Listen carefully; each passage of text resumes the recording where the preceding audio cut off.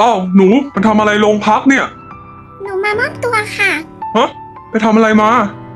คือหนูอิจฉาที่คุณแม่รักน้องมากกว่าตอนคุณแม่หลับหนูก็เลยเอายาเบื่อไปทาหัวนมคุณแม่เพื่อจะให้น้องกินนะคะ นี่มันเจตนาฆ่าเลยนะผิดมาก หนูแย่มากที่วางยาพิษน้องแท้ๆของตัวเอง แล้วน้องเป็นไงบ้าง น้องได้พิษไม่เยอะค่ะ แค่ท้องเสีย อ้าวคอยยังชั่วอย่าบอกนะว่าพ่อได้พิษเยอะกว่า